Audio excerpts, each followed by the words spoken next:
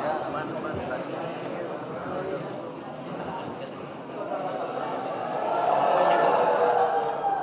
pemirsa, baru saja kita saksikan bersama-sama terkait dengan vonis dari kasus Nadiem Makarim. Hari ini Selasa 30 Juni 2026, Pengadilan Tipikor Jakarta Pusat memvonis Nadiem Anwar Makarim, mantan Mendikbudristek di tahun 2019 hingga 2024 terkait dengan korupsi pengadaan laptop Chromebook dan juga Chrome Device Management di tahun 2020 hingga 2022 di Kemendikbudristek, bahwa hakim memutuskan dan juga memvonis penjara selama 10 tahun dengan denda 1 miliar rupiah, subsidiar 1 bulan, dan menetapkan jika denda ini tidak dibayar maka kekayaan bisa dilelang atau disita dan juga ditambah kurungan 100 hari.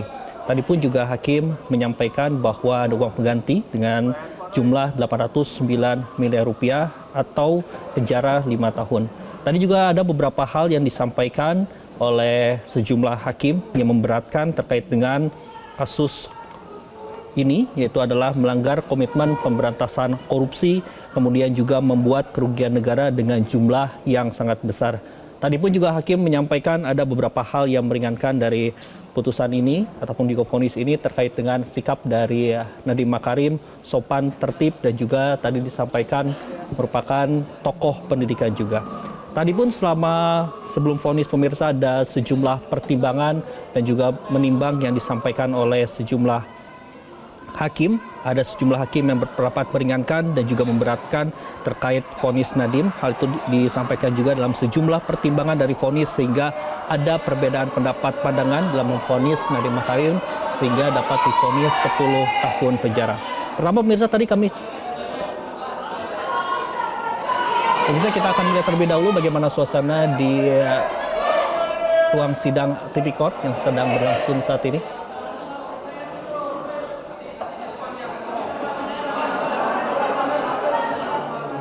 Baik, kalau tadi kami lihat pemirsa berdasarkan dari sejumlah pertimbangan dari sejumlah hakim ketua dan juga hakim anggota, tadi majelis hakim menetapkan terdapat mens rea atau niat jahat dari Nadiem Makarim. Ini menjadi poin krusial karena ini membantah pledoi Nadiem yang bilang tidak ada unsur untuk memperkaya diri.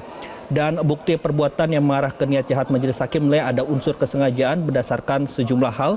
Pertama, tadi disampaikan terkait dengan penempatan khusus staf. Tadi disampaikan dalam pertimbangan di salah satu hakim ada pengaturan SDM tertentu untuk mengawal terkait dengan pengadaan proyek Chromebook ini. Kemudian juga tadi disampaikan ada pembentukan grup. Ini dibuat grup khusus yang mengarah pada proses pengadaan Chromebook. Dan kedua hal ini pemirsa dinilai hakim bukan tindakan administrasi biasa tapi juga bentuk rekayasa proses biar hasilnya juga sesuai dari keinginan. Ini hal yang memberatkan dan juga disampaikan juga oleh salah satu hakim. Dan juga tadi disampaikan juga ada bukti percakapan atau pengarahan langsung yang disampaikan oleh Nadiem yang menjadi salah satu saksi, yaitu di bulan Agustus berupa pengarahan terkait dengan pengadaan laptop Chromebook. Ini juga pemirsa menjadi bukti langsung bahwa ada perintah ataupun juga arahan dari Nadiem Makarim, bukan murni kajian teknis dan juga bukan menjadi unsur menyuruh atau mengendalikan, ya ini terpenuhi. Dan juga pemirsa, kalau kita melihat apa yang disampaikan oleh ada salah satu hakim anggota yang tadi disampaikan juga, tadi dijelaskan juga ada 2 kali pertemuan terbuka dengan Google dan juga tadi majelis mencatat. Assalamualaikum warahmatullahi wabarakatuh, rekan-rekan media sekalian. Dalam kesempatan ini kami dari tim penuntut umum akan memberikan beberapa penyampaian kepada teman-teman sekalian. Tolong tenang kepada teman-teman. Sebagaimana kita telah dengarkan tadi, rekan-rekan sekalian, sebagaimana kita mendengarkan tadi, barusan majelis hakim dalam perkara Nadiem Anwar Makarim telah menyatakan putusannya, yaitu dia telah menyatakan terbukti, terdakwa telah dinyatakan terbukti secara sah dan meyakinkan terbukti melakukan perbuatan tindak pidana korupsi secara bersama-sama sebagaimana dalam dakwaan pasal subsidiar, pasal 3, di mana dalam putusan hakim hakim menyatakan bahwa terdakwa melakukan perbuatan menguntungkan diri sendiri yang menyalahgunakan kewenangan yang merugikan kerugian keuangan negara secara bersama-sama dengan predikat pelaku utama. Sekali lagi, dengan predikat secara bersama-sama sebagai pelaku utama. Perlu kami jelaskan kepada teman-teman sekalian bahwa putusan ini sangat inherent atau sejalan dan relevan dengan apa yang telah kami dakwakan sebelumnya dan termasuk dengan fakta-fakta di persidangan yang telah kami sampaikan, terutama fakta-fakta persidangan yang telah kami sampaikan lewat keterangan saksi, ahli, dokumen, dan bukti-bukti elektronik lainnya. Dan ini sudah sangat sejalan dan inherent dengan putusan pengadilan. Kemudian, kemarin kami sempat dituduh, mari kita tepis anggapan bahwa kejaksaan melakukan proses kriminalisasi terhadap kebijakan. Perlu kami tegaskan di sini bahwa hakim telah membuktikan, majelis hakim telah membuktikan bahwa kita tidak pernah melakukan kriminalisasi dan atas kebijakan. Yang kita lakukan adalah murni penegakan hukum. Tidak mungkin kita sesama anak bangsa. Kita sesama anak bangsa. Kami jaksa telah disumpah jabatan untuk melakukan profesionalisme dalam penanganan perkara. Sehingga tidak mungkin kita akan melakukan proses kriminalisasi dalam perkara ini.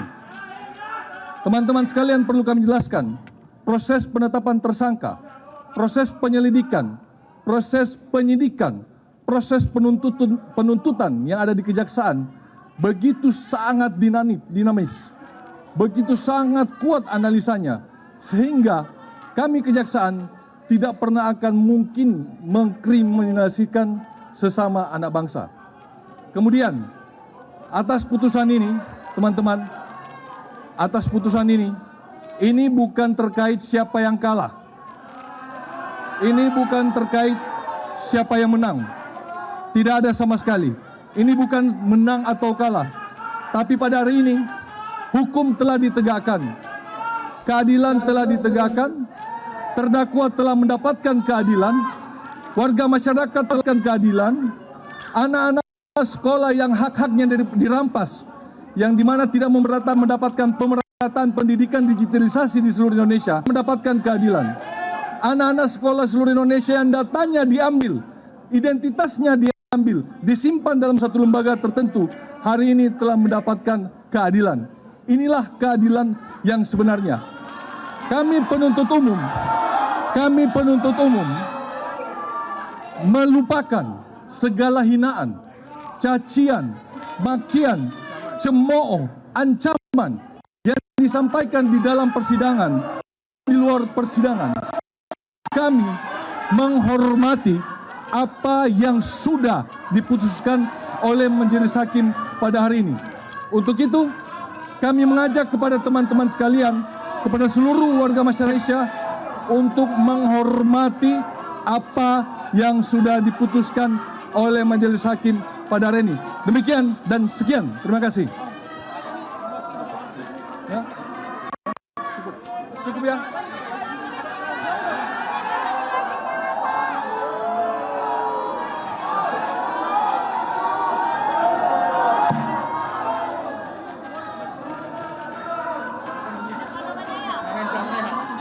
Siapa namanya ya?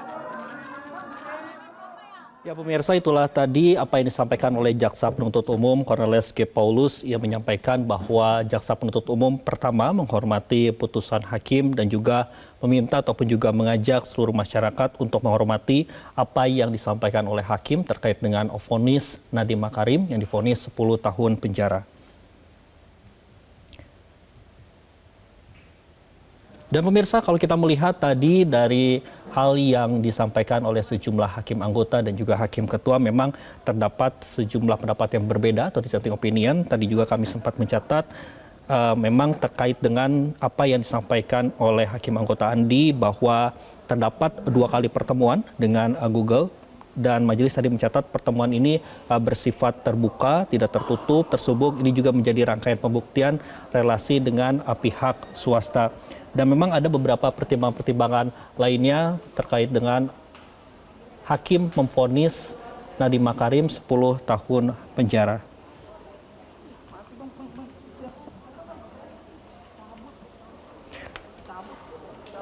Dan tadi pun juga pemirsa, kami juga mencatat memang ada 4 poin yang disampaikan oleh Hakim Ketua Ito Purwanto S. Abdullah. Dalam vonis pengadaan Chromebook ini ada benturan antara jabatan Nadiem sebagai Mendikbud dengan relasinya ke Google dan juga ke Goto.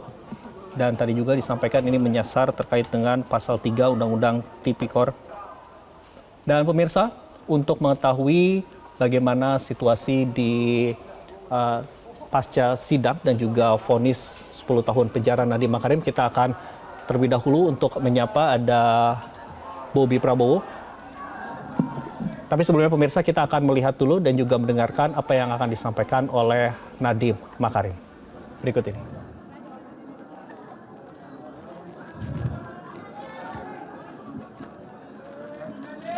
Assalamualaikum warahmatullahi wabarakatuh.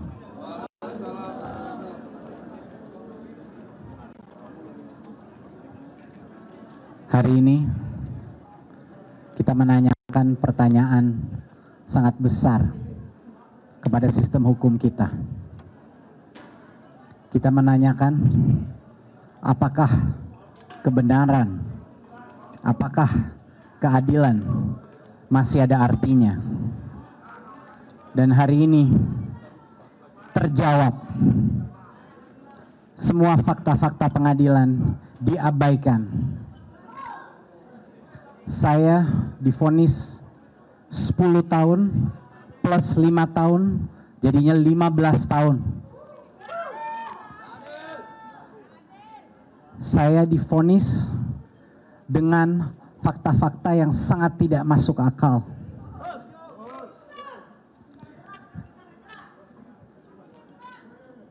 Saya mendengarkan para hakim-hakim berbicara, tapi keempat hakim yang memvonis saya 10 tahun bersalah itu tidak bisa melihat saya ke mata saya langsung. Tidak ada satupun dari mereka yang ingin melihat langsung ke mata saya, karena saya tahu isi hati mereka. Mereka tahu saya tidak bersalah. Tetapi kebenaran keluar dari satu hakim yang punya keberanian untuk mengutarakan apa yang sebenarnya menjadi fakta-fakta persidangan.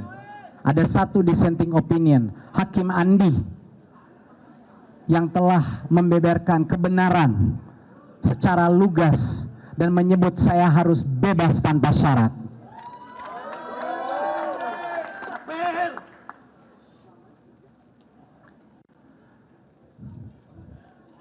Saya divonis secara praktis 15 tahun. Karena saya dituntut uang pengganti 809 miliar yang saya tidak punya. Mereka tahu itu.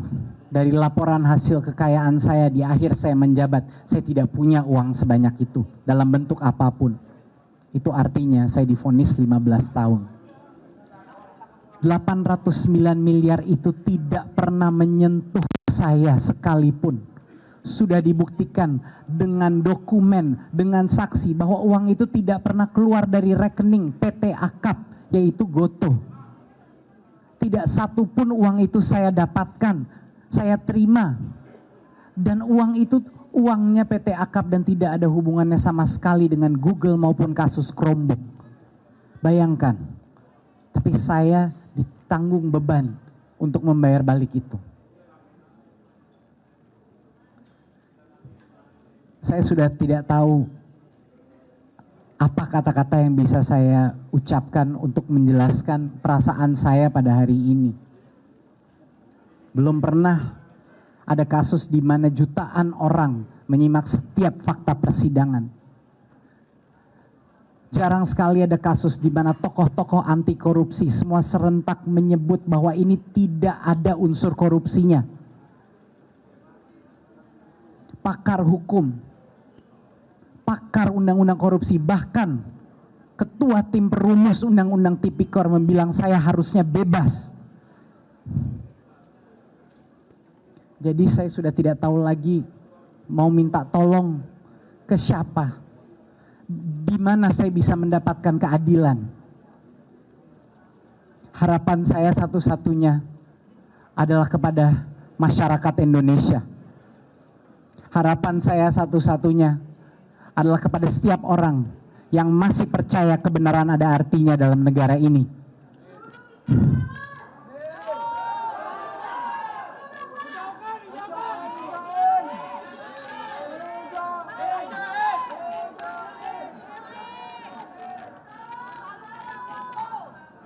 Saya telah berjuang selama 1 tahun ini untuk membuka semua kejujuran yang telah kami lakukan. Semua niat baik yang telah saya dan tim saya lakukan di masa kementerian sudah kita jelaskan. Tapi seolah-olah tidak ada artinya.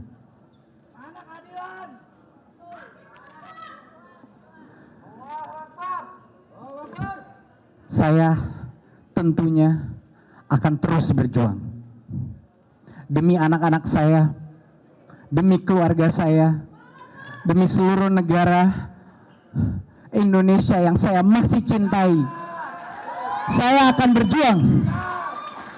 Saya akan segera melaksanakan naik banding untuk tertuah demi kebenaran, demi anak-anak muda, demi profesional yang di luar sana, demi semua orang jujur yang dikriminalisasi. Saya tidak akan berhenti. Mohon doa, mohon dukungan, mohon suara Anda, dan mohon keberanian Anda. Wassalamualaikum warahmatullahi wabarakatuh.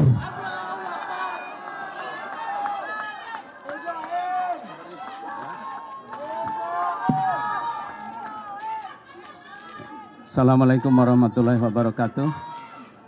Baru saja kita menyaksikan pengadilan proses putusan Nadiem Anwar Makarim. Saya percaya bahwa putusan ini bukan cerminan penegakan hukum dan sistem pengadilan di Indonesia. Jangan sampai keagungan pengadilan dan hukum di Indonesia dikotori oleh ulah dari beberapa oknum saja. Jelas dari apa yang kita saksikan tadi, banyak sekali keanehan yang dipertontonkan. Beberapa kali di dalam proses pembelaan kami sudah menyampaikan alat-alat bukti yang kemudian tadi secara jelas diingkari keberadaan bukti tersebut, yang apabila alat bukti tersebut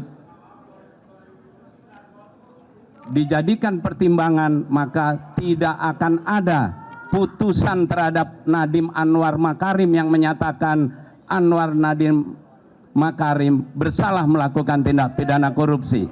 Tapi dengan sengaja alat bukti tersebut tidak mau dipertimbangkan dengan alasan tidak pernah diperlihatkan di dalam pengadilan.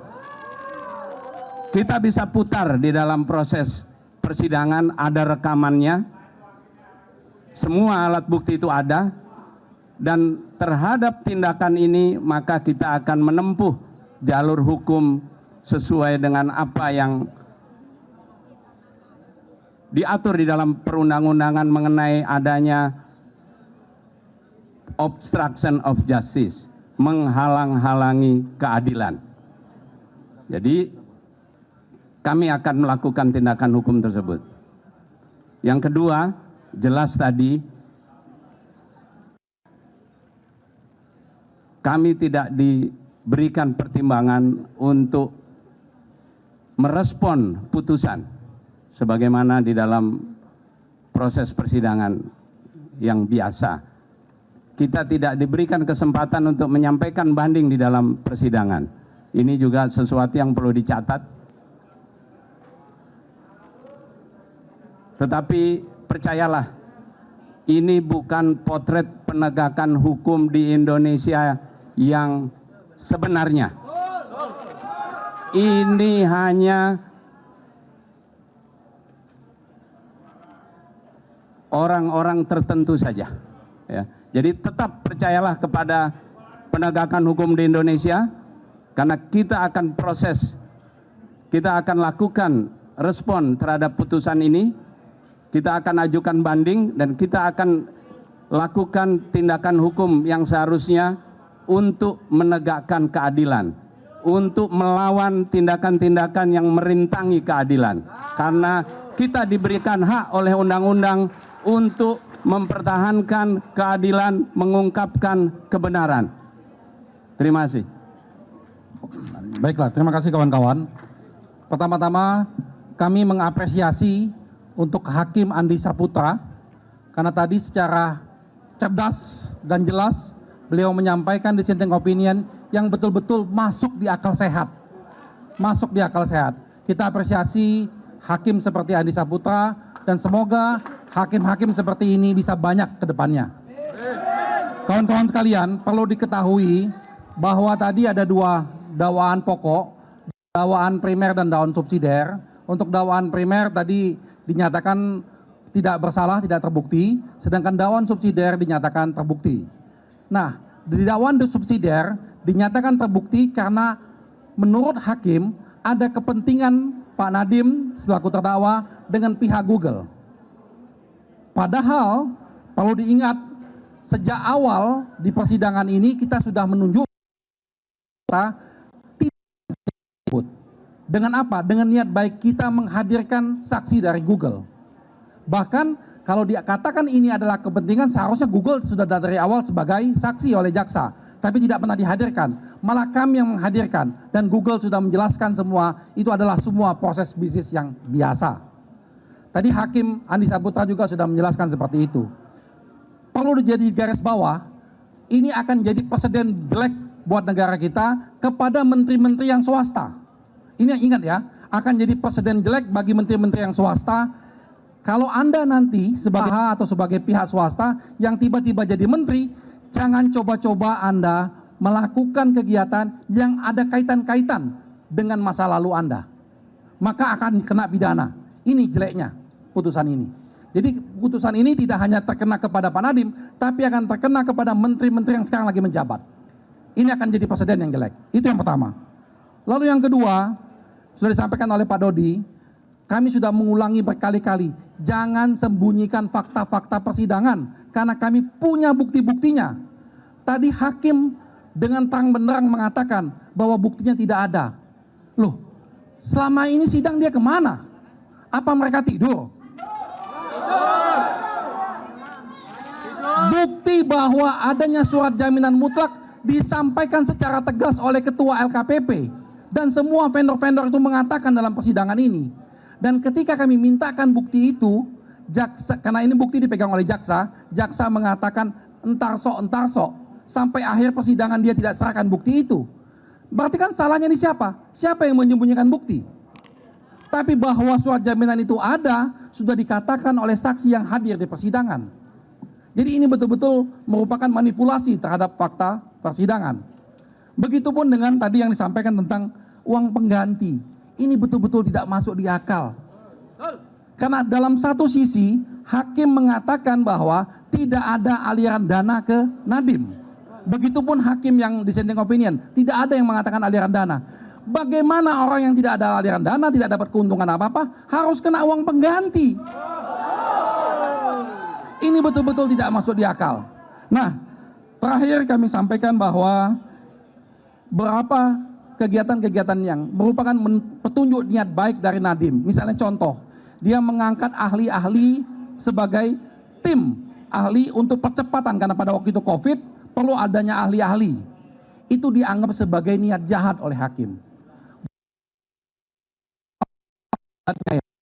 Ke depan, kalau pemerintahan saat ini mengangkat tim-tim ahli, maka tunggulah putusan ini akan digunakan kepada pejabat-pejabat yang sekarang. Itu bahaya sekali.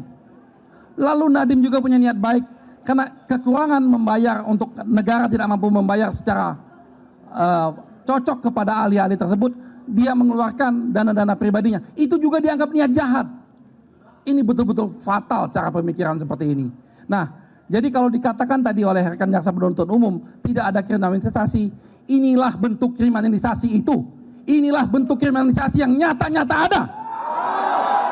Oleh karena itu, secara tegas kami akan mengambil tindakan hukum. Selain daripada banding, kami akan membuat laporan kepada Komisi Yudisial dan kepada penegak hukum lainnya untuk melaporkan hakim ini. Terima kasih.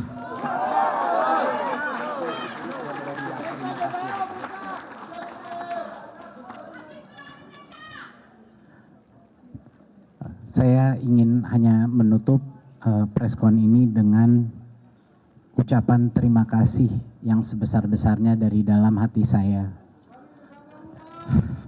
Yang pertama, kepada istri saya yang telah memikul beban terbesar dari seluruh kejadian ini. Terima kasih Franka untuk segala-galanya. Untuk keluarga saya, terima kasih selalu berada di sisi saya. Untuk penasehat hukum saya yang pagi siang malam tidak pernah ada letihnya memperjuangkan kebenaran. Untuk para ojol di seluruh Indonesia, terima kasih.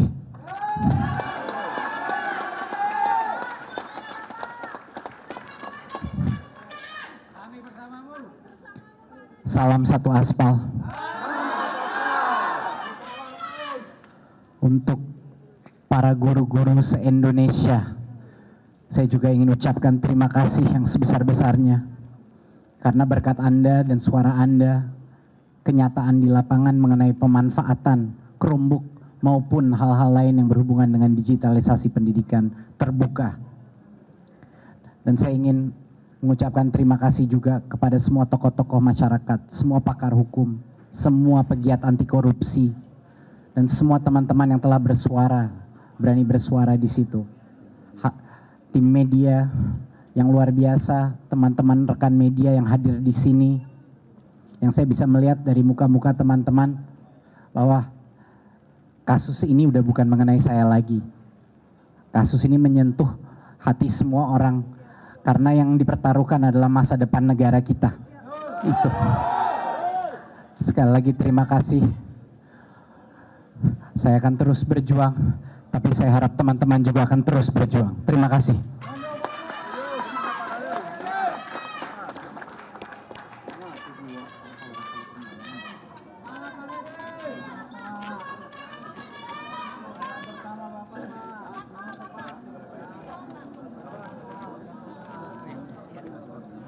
Ya pemirsa, baru saja kita saksikan dan juga dengarkan bersama-sama apa yang disampaikan oleh Nadiem Makarim usai divonis 10 tahun penjara dan juga harus membayar uang pengganti sebesar 809 miliar rupiah.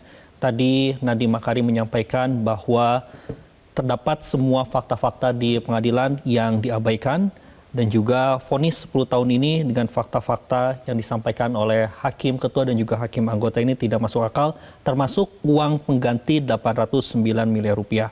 Tadi juga Nadiem menyampaikan dan juga mengapresiasi bahwa ada satu hakim yang berbeda pendapat yang menyatakan bahwa dirinya ini harus bebas, yaitu Hakim Andi Saputra. Nadiem sampaikan jika di total ia akan divonis 15 tahun penjara karena dituntut 809 miliar rupiah dan jika tidak bisa membayar uang sebesar 809 miliar rupiah ini maka harus diganti 5 tahun. Nadiem pun tadi sampaikan jika banyak juga sejumlah pakar hukum yang menyatakan tidak bersalah dan tidak ada korupsi di dalamnya, namun hakim ketua ini memutuskan 10 tahun penjara terkait dengan kasus dan juga vonis kepada mantan Mendikbudristek Nadiem Anwar Makarim. Dan juga tadi disampaikan juga pemirsa oleh Andi Yusuf Amir yang juga merupakan pengacara dari Nadiem Makarim bahwa disampaikan bahwa hakim memang tadi disampaikan tidak ada kepentingan, tapi tadi juga disampaikan memang bahwa hakim ini memang ada beberapa kepentingan sehingga hakim memberikan vonis 10 tahun penjara. Yang mulia, Ada acara yang belum bisa? terlewatkan adalah memberikan kesempatan. Oke, baik. Assalamualaikum warahmatullahi wabarakatuh. Rekan-rekan media sekalian, dalam kesempatan ini kami dari tim penuntut umum akan memberikan beberapa penyampaian kepada teman-teman sekalian. Tolong tenang kepada teman-teman. Sebagaimana kita telah dengarkan tadi, rekan-rekan sekalian, sebagaimana kita mendengarkan tadi, barusan Majelis Hakim dalam perkara Nadiem Anwar Makarim telah menyatakan putusannya, yaitu dia telah menyatakan terbukti, terdakwa telah dinyatakan terbukti secara sah dan meyakinkan terbukti melakukan perbuatan tindak pidana korupsi secara bersama-sama sebagaimana dalam dakwaan pasal subsidiar, pasal 3, di mana dalam putusan hakim menyatakan bahwa terdakwa melakukan perbuatan menguntungkan diri sendiri yang menyalahgunakan kewenangan yang merugikan kerugian keuangan negara secara bersama-sama dengan predikat pelaku utama. Sekali lagi, dengan predikat secara bersama-sama sebagai pelaku utama. Perlu kami jelaskan kepada teman-teman sekalian bahwa putusan ini sangat inherent atau sejalan dan relevan dengan apa yang telah kami dakwakan sebelumnya dan termasuk dengan fakta-fakta di persidangan yang telah kami sampaikan, terutama fakta-fakta persidangan yang telah kami sampaikan lewat keterangan saksi, ahli, dokumen, dan bukti-bukti elektronik lainnya. Dan ini sudah sangat sejalan dan inherent dengan putusan pengadilan. Kemudian, kemarin kami sempat dituduh, mari kita tepis anggapan bahwa kejaksaan melakukan proses kriminalisasi terhadap kebijakan. Perlu kami tegaskan di sini bahwa hakim telah membuktikan, majelis hakim telah membuktikan bahwa kita tidak pernah melakukan kriminalisasi dan atas kebijakan. Yang kita lakukan adalah murni penegakan hukum. Tidak mungkin kita sesama anak bangsa. Kita sesama anak bangsa. Kami jaksa telah disumpah jabatan untuk melakukan profesionalisme dalam penanganan perkara. Sehingga tidak mungkin kita akan melakukan proses kriminalisasi dalam perkara ini. Teman-teman sekalian, perlu kami jelaskan, proses penetapan tersangka, proses penyelidikan, proses penyidikan, proses penuntutan yang ada di kejaksaan begitu sangat dinamis, begitu sangat kuat analisanya, sehingga kami kejaksaan tidak pernah akan mungkin mengkriminalisasikan sesama anak bangsa. Kemudian, atas putusan ini, teman-teman, atas putusan ini bukan terkait siapa yang kalah. Ini bukan terkait siapa yang menang. Tidak ada sama sekali. Ini bukan menang atau kalah. Tapi pada hari ini, hukum telah ditegakkan. Keadilan telah ditegakkan. Terdakwa telah mendapatkan keadilan. Warga masyarakat telah mendapatkan keadilan.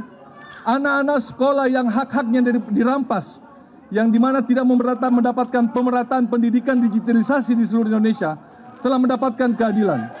Anak-anak sekolah seluruh Indonesia yang datanya diambil, identitasnya diambil, disimpan dalam satu lembaga tertentu, hari ini telah mendapatkan keadilan.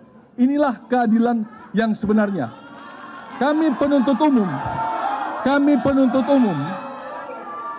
melupakan segala hinaan, cacian, makian, cemooh, ancaman yang disampaikan di dalam persidangan maupun di luar persidangan.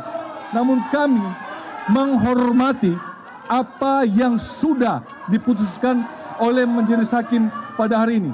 Untuk itu, kami mengajak kepada teman-teman sekalian, kepada seluruh warga masyarakat Indonesia untuk menghormati apa yang sudah diputuskan oleh majelis hakim pada hari ini.